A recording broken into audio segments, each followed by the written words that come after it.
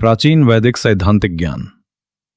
इस वीडियो में आचार्य ज्ञानेश्वर आर्य जी द्वारा प्रश्न उत्तर के रूप में लेखबद्ध हमारे प्राचीन वैदिक ज्ञान की मूल मान्यताओं को बताया गया है।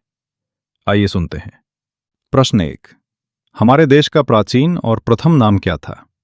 उत्तर: हमारे देश का प्राचीन और प्रथम नाम आर्यावर्त था। प्रश्न 2। हम भारतवासियों का प्राचीन नाम क्या था? उत्तर: हम भारतवासियों का प्राचीन नाम आर्य था। प्रश्न 3। हम भारतीयों का प्राचीनतम धर्म कौन सा है? उत्तर: हम भारतीयों का प्राचीनतम धर्म वैदिक धर्म है। प्रश्न 4। हम वैदिक धर्मियों की धार्मिक पुस्तक कौन सी है? उत्तर: हम वैदिक धर्मियों की धार्मिक पुस्तक वेद है। प्रश्न 5। वेद कितने हैं?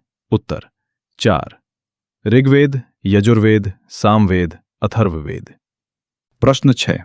वेद कितने पुराने हैं? उत्तर: वेद 1,96,08,53,108 वर्ष पुराने हैं। प्रश्न 7। चारों वेदों में कितने मंत्र हैं? उत्तर: चारों वेदों में 20,379 मंत्र हैं। ऋग्वेद में 10,552, यजुर्वेद में 1,975, सामवेद में 1,875 और अथर्ववेद में 5,977 मंत्र हैं। प्रश्न 8। वेद की भाषा कौन सी है? उत्तर: वेद की भाषा वैदिक संस्कृत है। प्रश्न 9। वेदों में क्या विषय है? उत्तर: वेदों में मनुष्यों के लिए आवश्यक समस्त ज्ञान विज्ञान है। संक्षेप में वेदों का विषय ईश्वर, जीव, प्रकृति का विज्ञान अथवा ज्ञान कर्म उपासना है। प्रश्न 10। वेदों का ज्ञान मनुष्यों को कैसे मिला? उत्तर: वेदों का ज्ञान ईश्वर ने सृष्टि के आदि में 4 ऋषियों को प्रदान किया, जिनका नाम अग्नि, वायु, आदित्य और अंगिरा था। प्रश्न 11। अनादि वस्तुएं कितनी हैं? उत्तर: अनादि वस्तुएं 3 हैं: ईश्वर, जीव और प्रकृति। प्रश्न 12। वेद पुस्तक रूप में कब बने? उत्तर: ऐसी संभावना है कि सृष्टि के प्रारंभ में कुछ काल के बाद वेद पुस्तक रूप में बने। प्रश्न 13।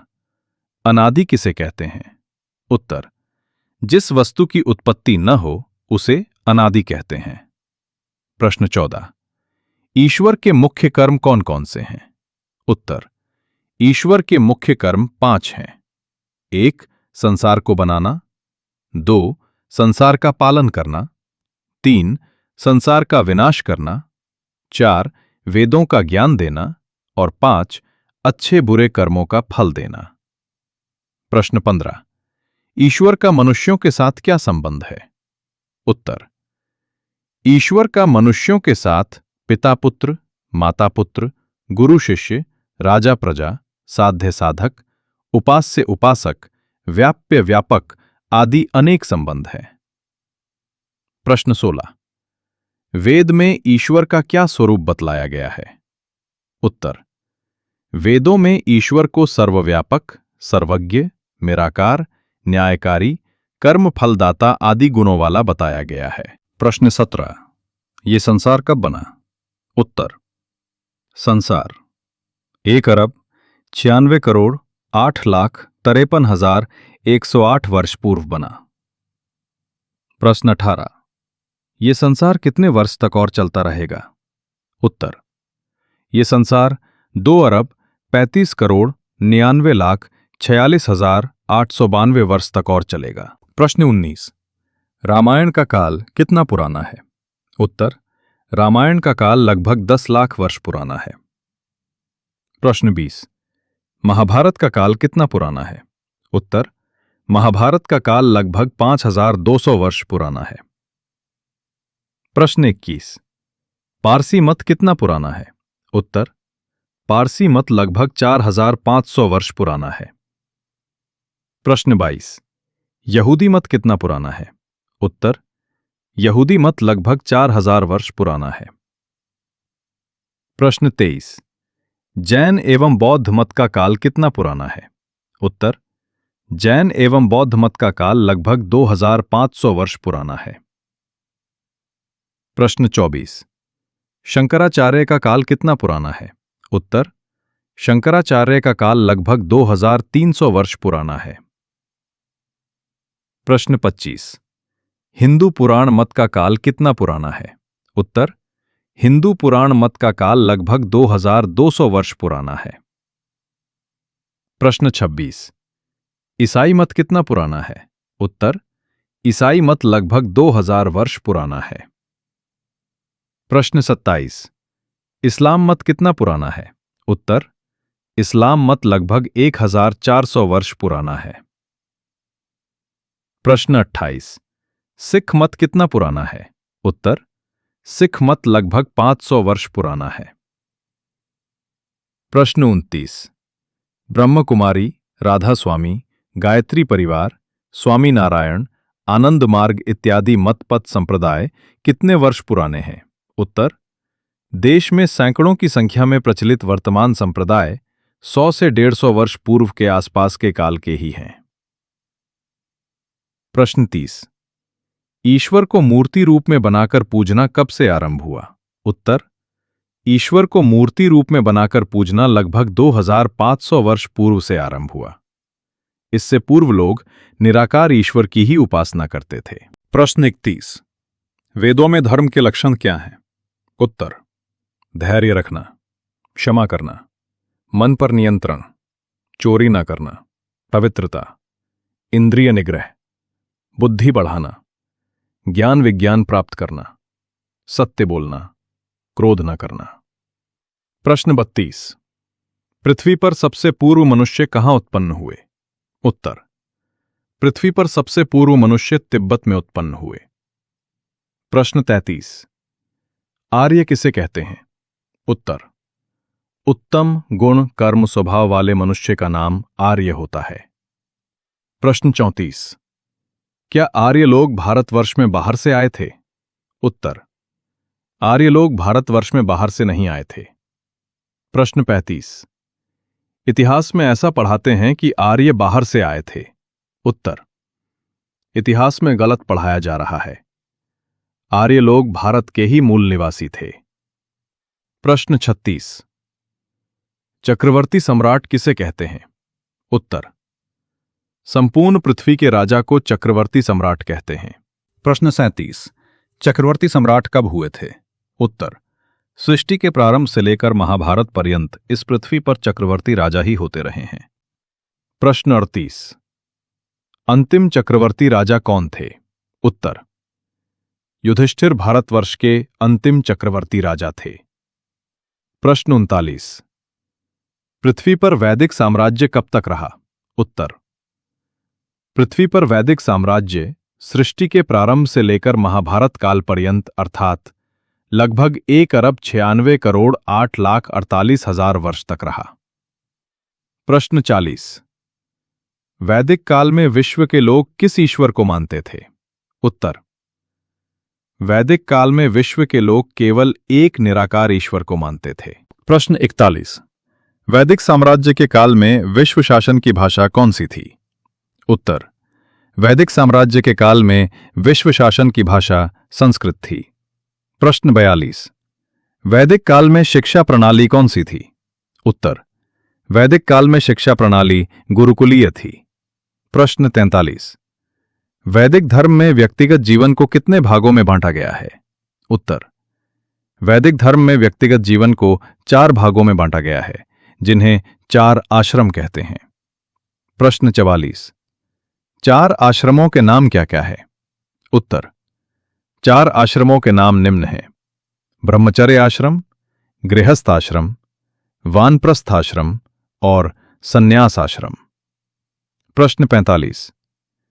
वैदिक धर्म में कर्म के आधार पर मानव समाज को कितने भागों में बांटा गया है और उनके नाम क्या हैं?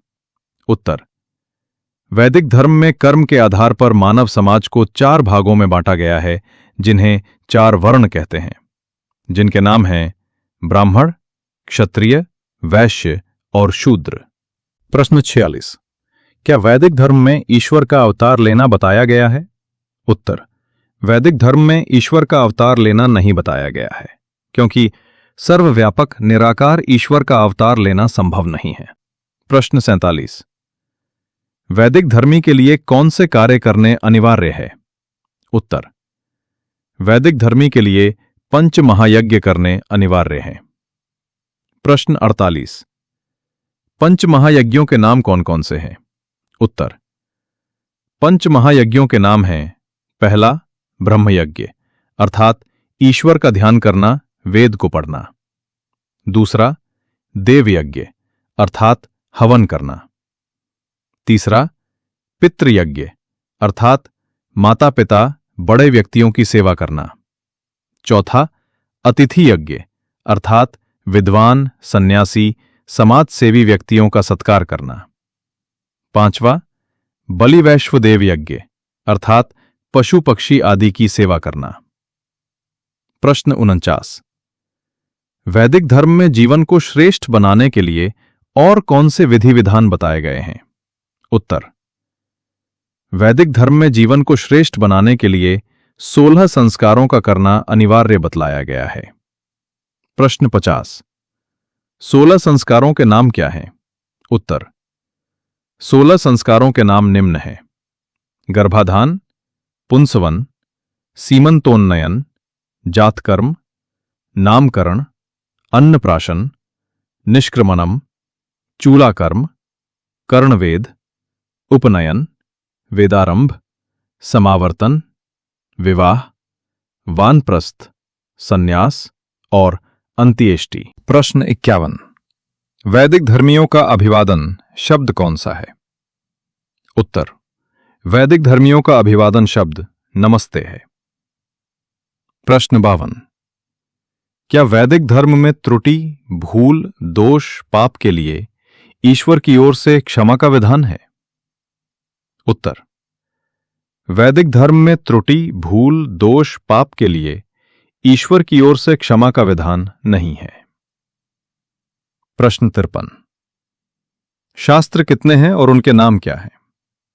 उत्तर: शास्त्र 6 हैं और उनके नाम निम्न हैं: योग दर्शन, सांख्य दर्शन, वैशेषिक दर्शन, न्याय दर्शन, वेदांत दर्शन और मीमांसा दर्शन।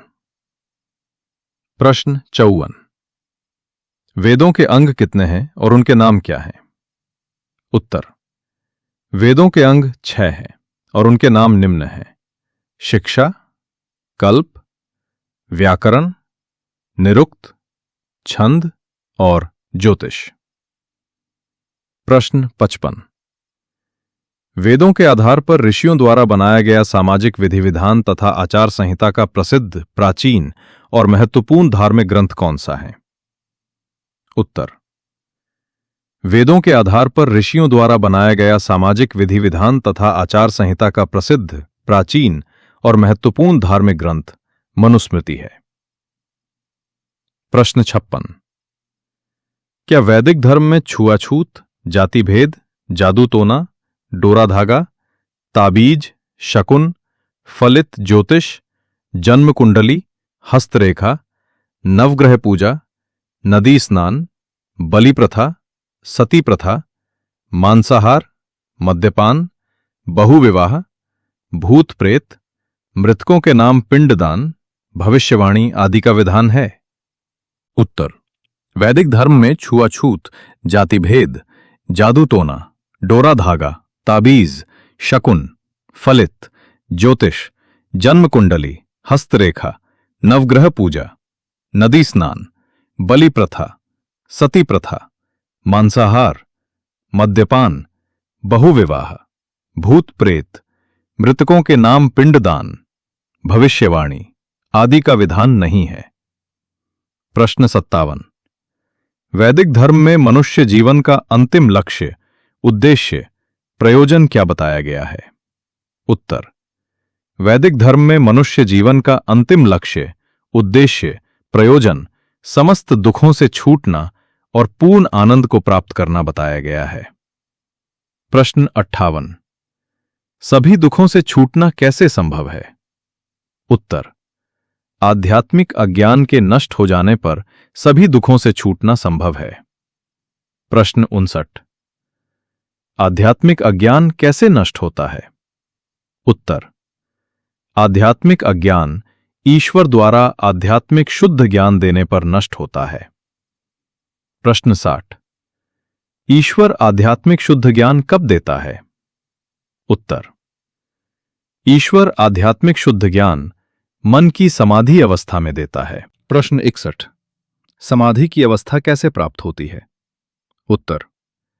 समाधि की अवस्था अष्टांग योग की विधि से मन इंद्रियों पर पूर्ण नियंत्रण करने पर प्राप्त होती है। प्रश्न 62। मन इंद्रियों पर पूर्ण नियंत्रण कैसे होता है? उत्तर। मन इंद्रियों पर पूर्ण नियंत्रण आत्मा का साक्षात्कार करने पर होता है। प्रश्न 63। आत्मा का साक्षात्कार कब होता है? उत्तर।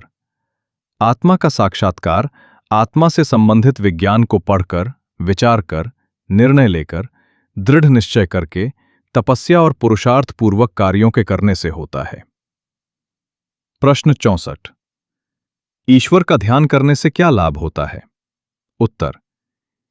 ईश्वर का ध्यान करने से मन पर अधिकार होता है, इंद्रियों पर नियंत्रण होता है, एकाग्रता बढ़ती है, स्मृति शक्ति तेज होती है, बुद्धि सही और शीघ्र निर्णय लेने वाली बनती है, बुरे संस्कार नष्ट होते हैं, अच्छे संस्कार उभरते हैं, आत्मिक बल बढ़ता है, धैर्य, सहन शक्ति, क्षमा, दया, निष्कामता की वृद्धि होती है और विशेष आनंद, शांति, निर्भीकता की प्राप्ति होती है।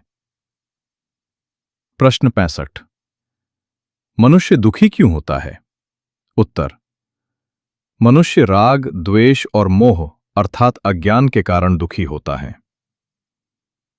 प्रश्न 66। वैराग्य का अर्थ क्या है? उत्तर। वैराग्य का अर्थ है राग द्वेष से रहित, ऐषणाओं से रहित, लौकिक सुख लेने की इच्छा से रहित होकर निष्काम भावना से कर्तव्य कर्मों को करना। प्रश्न 67। आध्यात्मिकता शब्द का क्या अर्थ है? उत्तर। आध्यात्मिकता शब्द का अर्थ है आत्मा, परमात्मा, मन, बुद्धि, मोक्ष, बंध, पुनर्जन्म, कर्म और उनका फल, संस्कार, समाधि इत्यादि विषयों का ज्ञान विज्ञान प्राप्त करना और तदानुसार आचरण करना। प्रश्न 68। मनुष्य के मन में अशांति, भय, चिंता क्यों उत्पन्न होते हैं? उत्तर। मनुष्य के मन में अशांति, भय, चिंता पाप कर्म करने से उत्पन्न होते हैं। प्रश्न 69। पाप किसे कहते हैं? उत्तर। अधर्माचरण को पाप कहते हैं। प्रश्न 70। अधर्माचरण किसे कहते हैं? उत्तर। ईश्वर की आज्ञाओं, शास्त्रों के विधि विधानों, महापुरुषों के निर्देशों तथा अपनी पवित्र आत्मा में उत्पन्न होने वाले विचारों के विपरीत व्यवहार करने का नाम अधर्माचरण है। प्रश्न 71। धर्म की सामान्य परिभाषा क्या है? उत्तर। धर्म की सामान्य परिभाषा ये है कि जो व्यवहार अपने को अच्छा लगे वो दूसरों के प्रति करें और जो व्यवहार अपने को अच्छा ना लगे वो दूसरों के प्रति न करें। प्रश्न 72। वैदिक धर्म में कर्मफल सिद्धांत क्या है? उत्तर।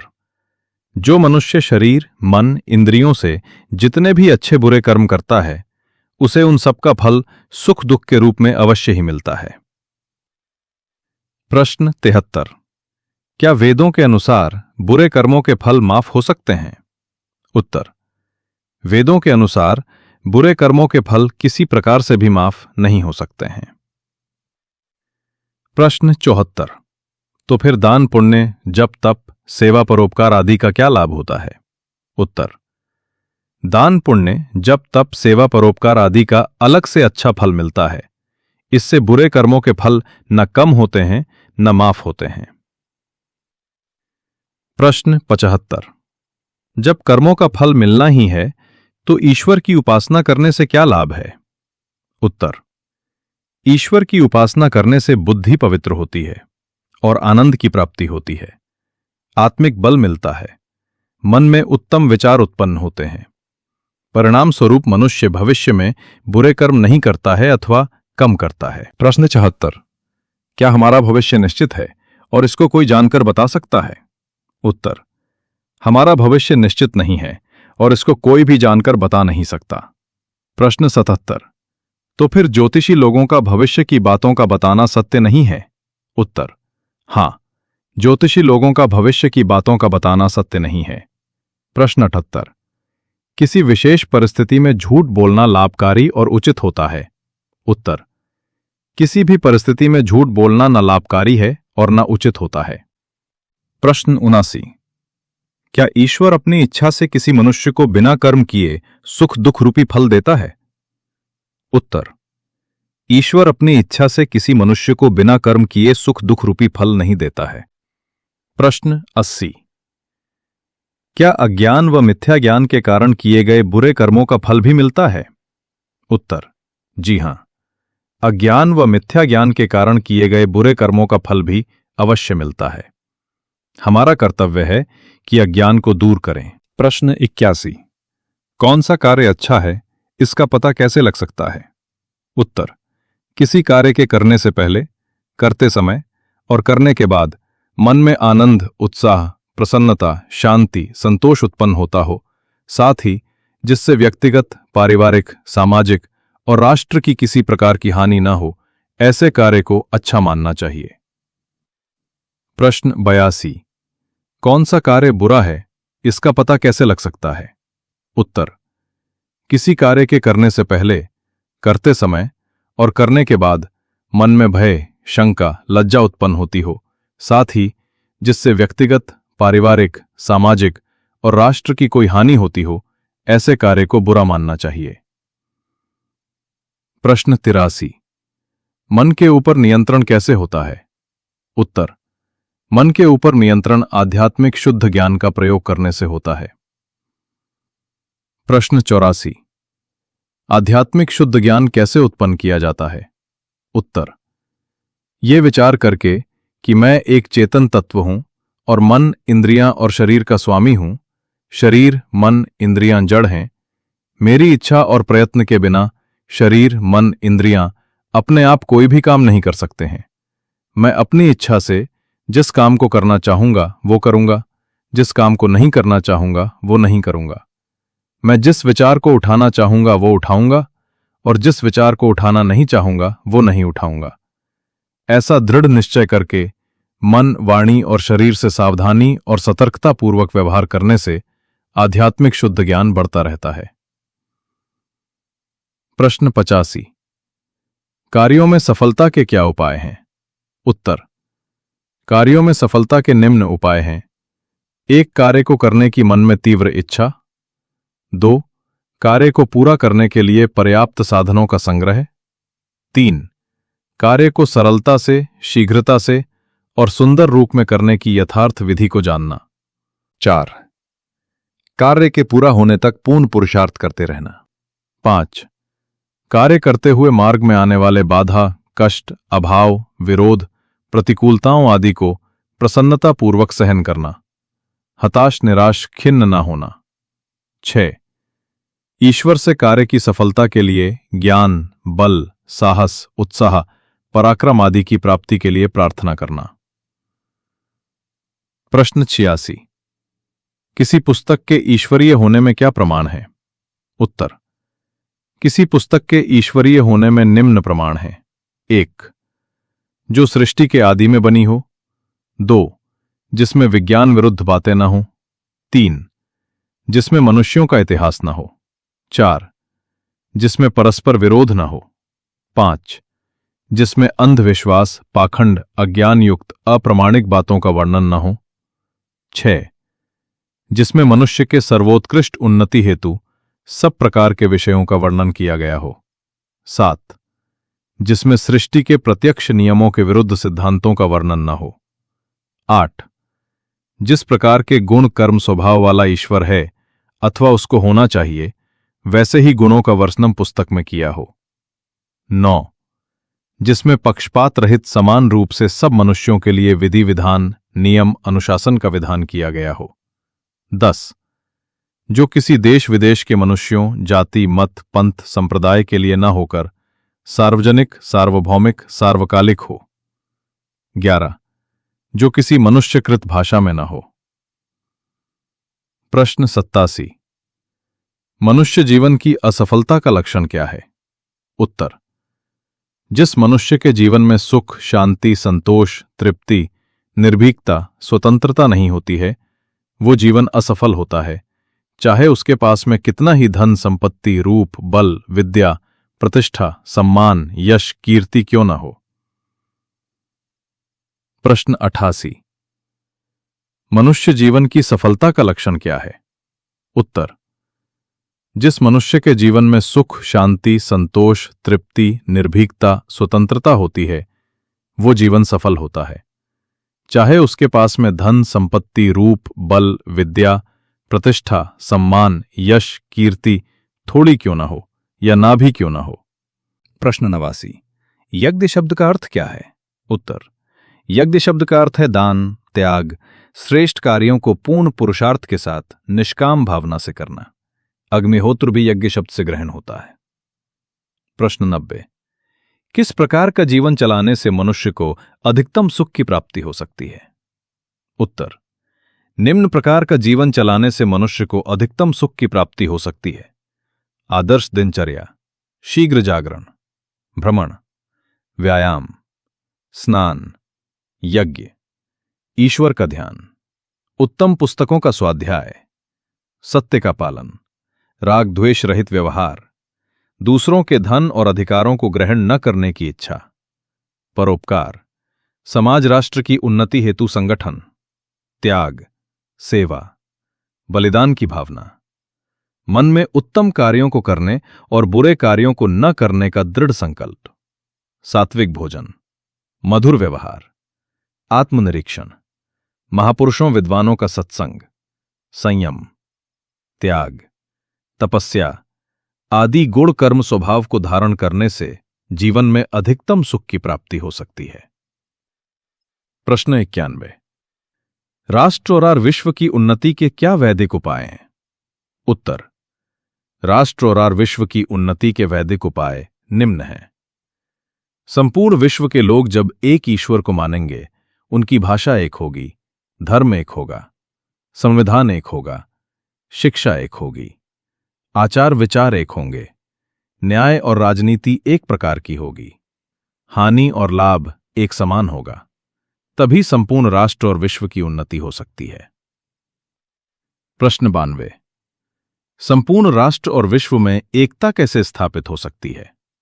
उत्तर: संपूर्ण राष्ट्र और विश्व में एकता तभी स्थापित हो सकती है जब 1. सभी मनुष्यों का लक्ष्य एक हो, 2. उस लक्ष्य को प्राप्त करने का मार्ग एक हो, 3. उस लक्ष्य को प्राप्त करने के साधन एक हों, तथा 4. उस मार्ग पर चलने की विधि और सिद्धांत एक हों, और इसका उपाय ईश्वरीय ज्ञान केवल वेद ही है। प्रश्न 93। जीवन को शीघ्रता से और सरलता से बिना भौतिक साधनों के उन्नत करने का क्या आध्यात्मिक उपाय है?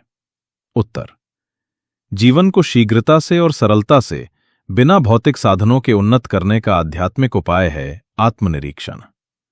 रात्रि के समय में सोने से पूर्व अथवा कभी भी मनुष्य को चाहिए कि शांत, एकांत स्थान में बैठकर एकाग्रता से अपने जीवन के क्रिया व्यवहारों का सूक्ष्मता से परीक्षण करे और ये जानने का प्रयास करे कि मेरे जीवन में क्या बुराइयां हैं, कौन से दोष हैं, कितनी त्रुटियां हैं, मैं कौन सी भूलें करता हूं, तथा किन कार्यों को करना था जो नहीं किया, किन कार्यों को कर लिया जो नहीं करना था, किन कार्यों में कम समय लगाना था जिनमें अधिक समय लगा दिया, किन कार्यों में अधिक समय लगाना था जिनमें कम समय लगाया, कौन से कार्य मुख्य थे जिनको गौण माना, कौन से कार्य गौण थे जिनको मुख्य माना, इत्यादि कमियों को जानकर और उन्हें जीवन की उन्नति में बाधक मानकर उनको पूर्ण रूप से दूर करने की प्रतिज्ञा करें और मन में दृढ़ संकल्प करें कि मैं इन दोषों को भविष्य में पुनः नहीं होने दूंगा।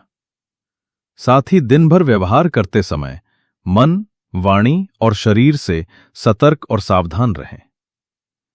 ईश्वर से भी प्रतिदिन जीवन को उन्नत बनाने में आत्मिक बल, ज्ञान विज्ञान, धैर्य, सहिष्णुता आदि गुणों की प्राप्ति हेतु प्रार्थना करता रहें। इन उपायों के करने से सामान्य मनुष्य का जीवन भी सरलता व शीघ्रता से श्रेष्ठ बन सकता है। प्रश्न 94। क्या पुनर्जन्म होता है?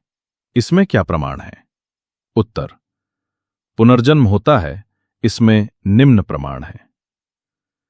एक जनते ही मनुष्य, पशु आदि के बच्चे दूध पीते हैं। 2, 4-6 मास के शिशु का मां की गोद में आंखें बंद किए हुए अथवा सोते हुए कभी प्रसन्न होना, कभी भयभीत होना। 3, संसार में ऊंची नीची योनियां। 4, बाल्यावस्था में बौद्धिक स्तर का भेद देखकर यह अनुमान होता है कि जीवात्मा का पुनः जन्म होता है। प्रश्न 95। समाज में लोगों के साथ व्यवहार कैसे करना चाहिए? उत्तर। समाज में 4 प्रकार के व्यक्ति होते हैं। उनके साथ 4 प्रकार का व्यवहार करना चाहिए। 1, जो व्यक्ति धनादि के द्वारा सुखी और समृद्ध है, उनके साथ मित्रता रखनी चाहिए। 2, जो व्यक्ति धनादि से रहित, निर्धन, दुखी हैं, उनके ऊपर दया करके उनका यथाशक्ति सहयोग करना चाहिए। 3, जो व्यक्ति त्यागी, तपस्वी, सेवाभावी हैं, उनको देख करके मन में प्रसन्न होना चाहिए और उनका आदर सत्कार करना चाहिए। 4, जो व्यक्ति दुष्ट हैं, उनके साथ उपेक्षा करनी चाहिए, अर्थात न उनसे बैर रखें, न प्रेम करें। प्रश्न 96। मरने के बाद कितने काल में मनुष्य नया जन्म ले लेता है? उत्तर। तत्काल, थोड़े से काल में ही नया जन्म ले लेता है। प्रश्न 97। मरने के बाद मनुष्य को कौन सा जन्म मिलता है? उत्तर। मरने के बाद आधे से अधिक बुरे कर्म हों तो पशु, पक्षी, कीट, पतंग आदि का जन्म मिलता है। प्रश्न 98। क्या मनुष्य की आयु निश्चित है? उत्तर। मनुष्य की आयु निश्चित नहीं है, आयु को घटाया बढ़ाया जा सकता है। प्रश्न 99। आयु को बढ़ाने के क्या उपाय हैं? उत्तर। आयु को बढ़ाने के निम्न उपाय हैं: सात्विक भोजन, नियमित दिनचर्या, ब्रह्मचर्य का पालन, पूर्ण निद्रा, व्यायाम, अच्छी पुस्तकों को पढ़ना, सत्संग, विद्वान और श्रेष्ठ मनुष्यों के साथ मित्रता, ईश्वर पर श्रद्धा और विश्वास, सतर्कता, सावधानी, शांति, प्रसन्नता, धैर्य, दया, क्षमा आदि का प्रयोग। इन उपायों से मनुष्य अपनी आयु को बढ़ा सकता है। प्रश्न 100। मनुष्य अल्प आयु में जल्दी अकाल क्यों मर जाता है? उत्तर। तामसिक भोजन, अनियमित दिनचर्या, असंयम, व्याभिचार, अधिक जागना, स्वाध्याय सत्संग न करना, बुरे व्यक्तियों के साथ मित्रता, नास्तिकता, असावधानी, क्रूरता, अशांति, चिंता, शोक, भय, रोग आदि से मनुष्य की शारीरिक व मानसिक शक्तियां कम हो जाती हैं और वो अल्प आयु में अकाल मृत्यु को प्राप्त हो जाता है। प्रश्न 101। मनुष्य का सामाजिक राष्ट्रीय कर्तव्य क्या है? उत्तर। मनुष्य को अपनी व्यक्तिगत और पारिवारिक उन्नति के साथ साथ समाज और राष्ट्र के लोगों में विद्यमान अज्ञान, अन्याय और अभाव को दूर करने का तन मन धन से पूर्ण प्रयास करते रहना चाहिए, क्योंकि समाज राष्ट्र के सभी व्यक्तियों के उन्नत हुए बिना कोई भी व्यक्ति या परिवार पूर्ण रूपेण सुख, शांति, सुरक्षा, निश्चिंतता, निर्भीकता आदि को प्राप्त नहीं कर सकता। इसलिए समाज राष्ट्र की उन्नति के लिए भी संगठित होकर के संस्था बनाकर सार्वजनिक कल्याण के कार्यों को भी त्याग, तपस्या के साथ करना चाहिए।